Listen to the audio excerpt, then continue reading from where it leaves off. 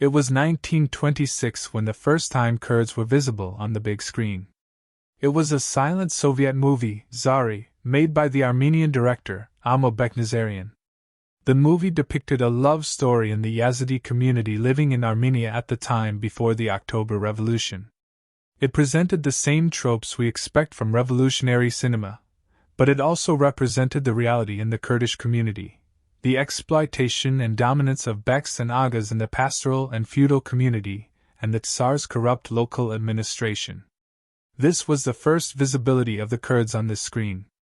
This was the communal visibility. Decades ahead, and particularly in 1982, the movie Yal received its Palme d'Or prize at the Cannes Festival. The movie was directed by Yilmaz Güney from his prison in Turkey by sneaking out his directions to his assistant. The once popular movie star in Turkish cinema received international recognition for his gut-wrenching movie about 5 prisoners who received a few days' furloughs in the days after the military coup at the beginning of the 80s. These prisoners returned to visit their hometowns, which are in the Kurdish region, which is the Kurdistan that never existed on the map. The Kurdish filmmaker brought this land to the screen. This was the spatial visibility. Needless to say, between these two movies, the Kurds were never visible in the motion picture. Although Güney made many movies previously concerned indirectly, owing to the rigorous Turkish censure, with Kurdish social issues, this movie remained a dazzling mark that ended to be the first reference for all future Kurdish filmmakers. However, before Güney, the Kurds were never visible, and not only in cinema. The land of Kurdistan was divided among 4 countries: Turkey, Iraq, Syria, and Iran, and these countries refused any official recognition of Kurds. They believed in homogeneous countries, and through many decades, tried to assimilate the Kurds. Probably it was the international recognition that changed the narrative. But it was a series of events that led to this recognition.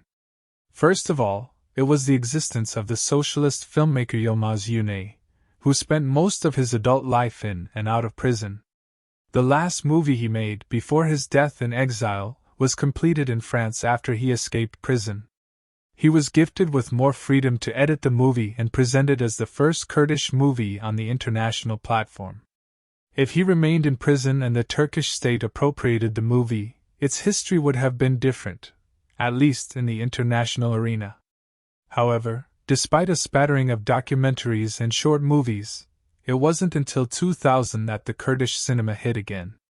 The place is again the Cannes Festival, where the beautiful movie A Time for Drunken Horses by the Iranian Kurdish director Bahman Gobhadi won a prize. The film is set in a village on the border between Iran, Iraq, and Turkey, depicting what later would be a recurrent motif in Kurdish movies, the struggle of children in a very harsh environment.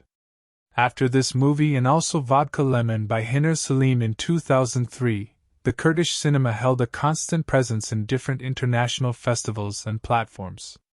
Many reasons led to the evolution of this cinema besides the presence of brilliant directors. Actually, those reasons helped filmmakers to make their movies.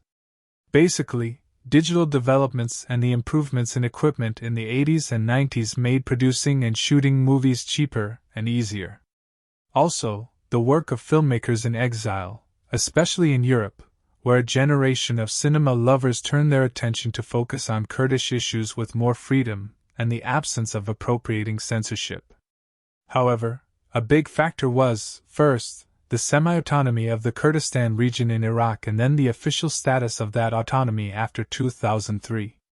This region provided the setting for many of these movies and also, sometimes, the funding. Of course, not all movies were produced in this region. Many were made in the countries the filmmakers lived in, exploiting the ebb and flow of censorship in their countries regarding the Kurdish issue. Besides that, many were made in Europe, tackling, frequently, questions of immigration and identities. The same applies to movies in different parts of Kurdistan.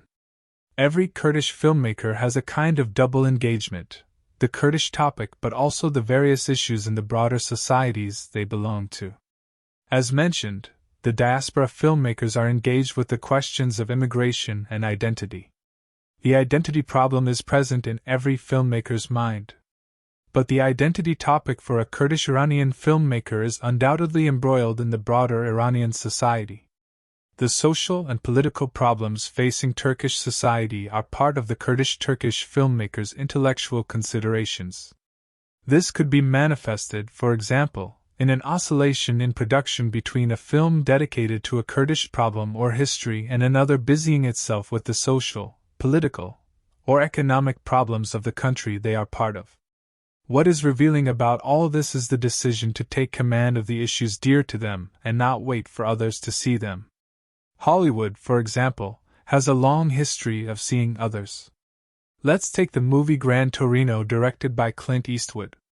The movie starts with the disgruntling Korean War veteran seeing his Hmong neighbors and ending up sacrificing himself for them. The film finishes with the beautiful note of seeing the other, the immigrant. It is the basic element of tolerance. This is how the reigning majority made cinema that tackles the subject of the minority. The movies revolve around seeing the other, the minority. They are about the acceptance of the other's visibility. Minorities of the world are trying now to turn the table. No more us and them, no more tolerance.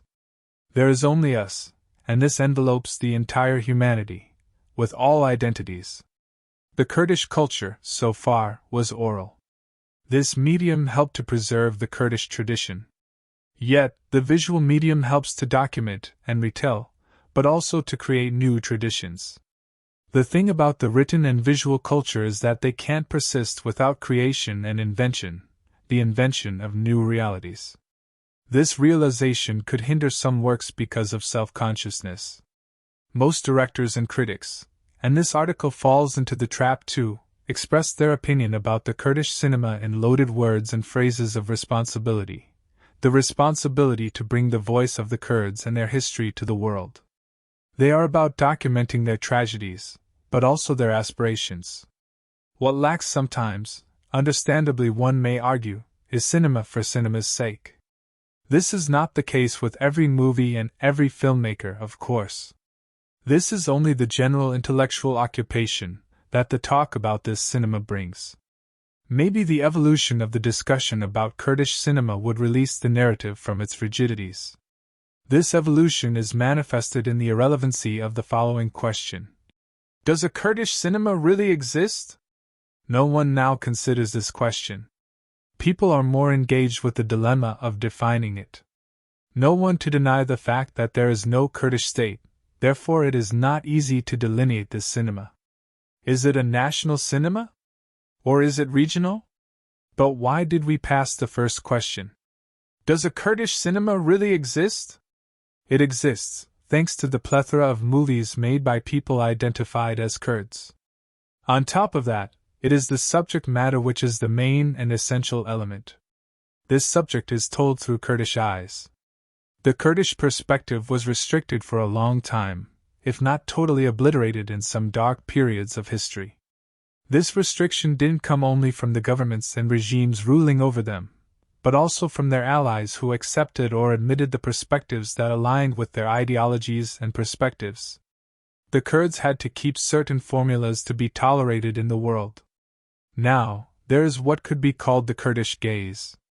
And because this gaze is manifested through the medium of the motion picture, it is then, like any other cinema around the world, an artistic gaze.